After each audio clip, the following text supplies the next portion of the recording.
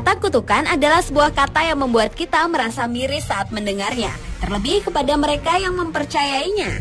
Sesuatu yang berawal dari sebab akibat dengan segala keterkaitannya, kejadian yang serba kebetulan, sehingga sampai pada kesimpulan yang kerap dikaitkan dengan adanya faktor mistis. Seperti kejadian yang pernah dialami oleh para selebriti, public figure, maupun tokoh dunia berikut ini. Dan On The Spot telah merangkumnya dalam 7 kutukan paling aneh.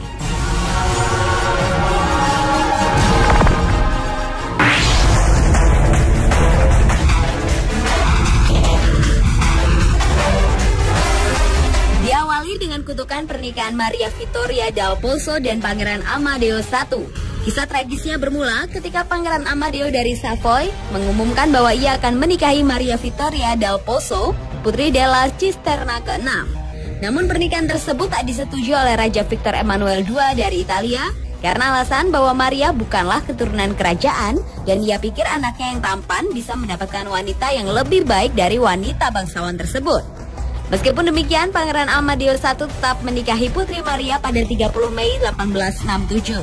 Dan pernikahan yang seharusnya membawa kebahagiaan itu pun berubah menjadi pernikahan yang dipercaya oleh sebagian masyarakatnya sebagai pernikahan paling dikutuk dalam catatan sejarah. Serangkaian peristiwa naas menimpa rombongan pengantin, mulai dari meninggalnya wanita perancang gaun sang putri, lalu menyusul tewasnya kolonel yang memimpin prosesi tersebut yang jatuh dari kudanya setelah tiba-tiba mengalami sunstroke atau serangan jantung yang disebabkan oleh sinar matahari. Hingga tewasnya pendamping pengantin pria setelah menembak kepalanya sendiri usai upacara perkawinan.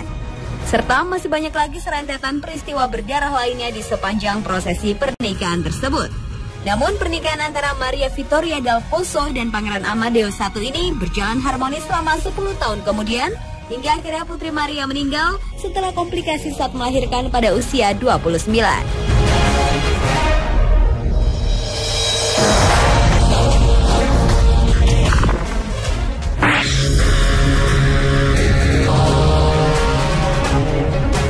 Selanjutnya adalah kutukan makam Timur.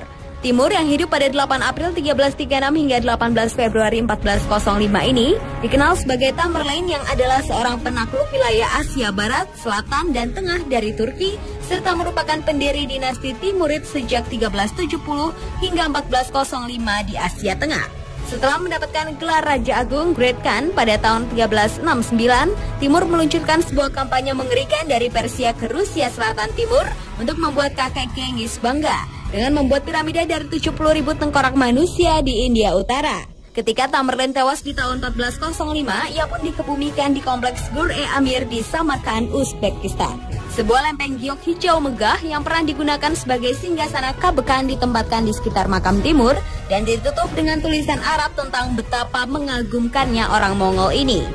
Untuk memastikan tidak ada orang yang mengganggu jasad Timur ini, maka dituliskanlah kata-kata, "Ketika aku bangkit dari kubur, dunia akan bergetar."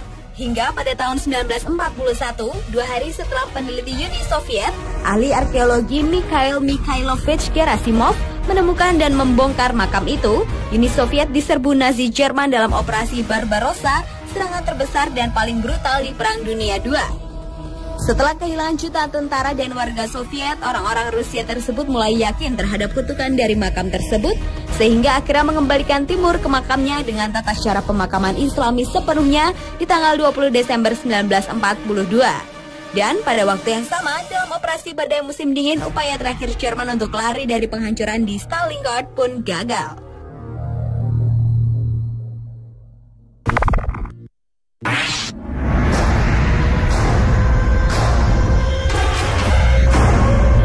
Berikutnya adalah kutukan Ötzi atau yang dikenal sebagai manusia es, ditemukan di puncak gunung antara Austria dan Italia pada tahun 91. Selama 13 tahun selanjutnya, di samping banyak rumor tentang kematian oleh Ötzi, juga dikatakan adanya sebuah kutukan dalam jasad mumi Ötzi si manusia es. Di mana sejak penemuan Ötzi, tercatat 7 orang yang berhubungan dengan penemuan jasad muminya tewas mengejutkan. Mulai dari kematian Rainer Hahn, ahli patologi forensik yang memasukkan jasad Ötzi ke kantung mayat, tewas dalam kecelakaan mobil.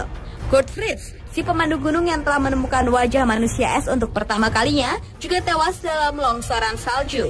Rainer Holz, yang membuat sebuah film dokumenter tentang pemulihan Ötzi, meninggal karena tumor otak. Helmut Simon yang terkenal sebagai Bapak Otzi karena menjadi salah satu pendaki Jerman yang menemukan tubuhnya ditemukan tewas di sungai setelah jatuh 300 kaki. Dieter Warnick, Konrad Splender, hingga Tom Loy yang membuat penemuan luar biasa tentang darah pada pakaian dan senjata Otzi meninggal karena penyakit darah keturunan. Peristiwa kematian ketujuh orang tersebut masih terbilang wajar, namun menjadi janggal ketika dihubungkan dengan kronologi penemuan jasad mumi Otzi yang misterius ini. Sehingga beberapa teori pun coba diuji untuk mengungkap penyebab kematian Otzi si manusia es yang kini tersimpan di Museum Arkeologi Tyrol Selatan di Bolzano, Italia Utara.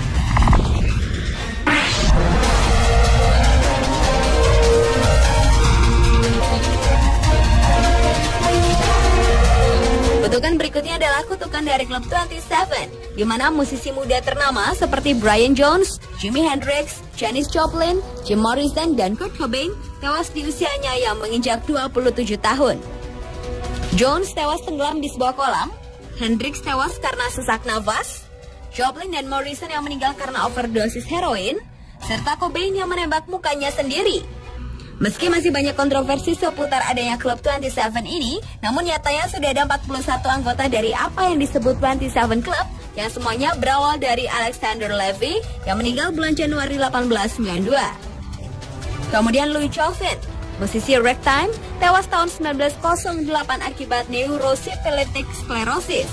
Dan kemudian Robert Johnson yang dipercaya sebagai penemu blues yang tewas pada usia 27 tahun 1938. Meski ada cerita legenda bahwa Johnson menjual jiwanya kepada setan agar bisa menciptakan musik hebat. Dan orang yang paling baru dalam daftar 27 Club ini adalah penyanyi dan pencipta lagu Amy Winehouse yang tewas karena overdosis obat di kediamannya di London pada 23 Juli 2011. Karena kematiannya, para musisi tersebut di puncak karirnya saat berusia 27 tahun itulah muncul Club 27 yang diyakini beberapa kalangan sebagai kutukan bagi para musisi yang meninggal di usia tersebut.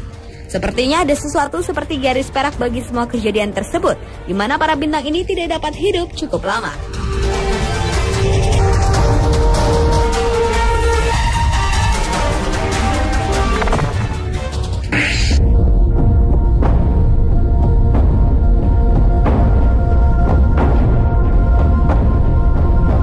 Berlanjut ke kutukan nomor telepon. Bila biasanya kaum Tionghoa mempercayai yang namanya angka keberuntungan, kali ini nomor ponsel bisa menjadi kutukan untuk sejumlah alasan tertentu. Ponsel dengan nomor 0888888888 yang pertama kali digunakan oleh perusahaan telekomunikasi di Bulgaria pada awal 2000-an dan telah melewati beberapa tangan, diyakini oleh sebagian orang memiliki unsur kutukan, di mana setiap orang yang memiliki nomor ini akan tewas dengan tiba-tiba. Tahun 2001, pemilik asal sekaligus CEO Mobitel, Vladimir Grasnov, tewas oleh kanker. Dan nomor tersebut kemudian diberikan ke bos mafia bernama Konstantin Dimitrov yang tertembak mati ketika makan malam dengan seorang model pada tahun 2003. Terakhir, nomor ini sampai ke tangan usahawan bernama Konstantin Gislev yang tertembak di luar sebuah restoran khas India di ibu kota Bulgaris pada tahun 2005. Konstantin yang pertama adalah seorang bos mafia, dan Konstantin kedua merupakan usahawan korup di perusahaan obat-obatan dan kemungkinan dibunuh oleh orang Rusia yang tidak menyukai persaingan. Namun ada sesuatu yang menyeramkan tentang dua orang yang memiliki kesamaan nama ini dalam hal kesamaan jenis usaha, di mana keduanya mati dengan cara yang sama, pada lokasi yang sama, dan ketika membawa ponsel dengan nomor yang sama. Sejak itu, Mobitel mencabut nomor telepon tersebut tanpa keterangan yang jelas.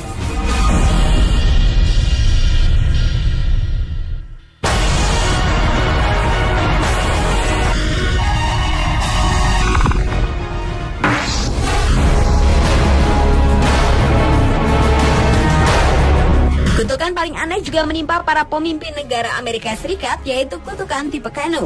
Pada perang antara Amerika Serikat dengan suku Indian, kutukan yang dikenal dengan Curse of Tipe Kanu alias Tecumseh Curse dan kutukan presidensial 20 tahunan ini merupakan kutukan bagi presiden yang memimpin Amerika Serikat yang diangkat pada tahun yang berakhiran dengan angka 0. Maka mereka akan meninggal saat menduduki bangku jabatan kepresidenan.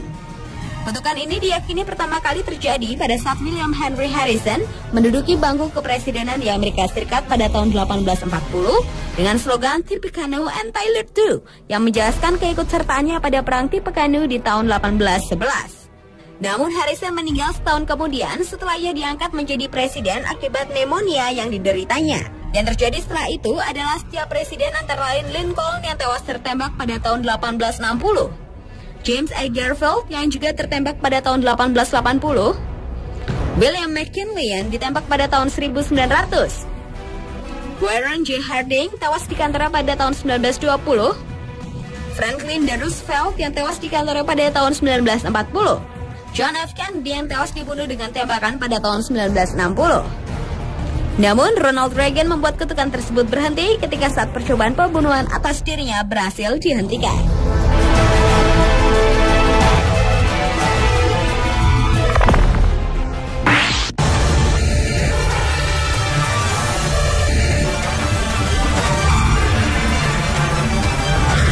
Dan kutukan paling aneh yang terakhir adalah kutukan Billy the Goat. Adalah Bill Sayanis, seorang imigran asal Yunani yang mengajak seekor kambing peliharaannya melihat pertandingan baseball antara Chicago Cubs dan the Detroit Tigers. Kambing bernama Murphy tersebut ia bawa serta dengan cara dipakaikan selimut dengan ditambahkan tulisan "We got Detroit's goat". Sayanis dan kambingnya diizinkan melewati Wrigley Field dan sempat duduk di tempat di mana sesuai dengan tiket yang ia beli sampai mereka diusir dari stadium sebelum pertandingan atas perintah dari Philip Knight Wrigley, si pemilik Chicago Cubs, dikarenakan bau yang ditimbulkan dari kambing peliharaan itu. Sayanis pun marah dan bersumpah bahwa Chicago Cubs tidak akan pernah memenangkan permainan di Wrigley Field. Dan kutukan ini pun terlihat saat dengan jelas Cubs didegradasi ke Divisi 2.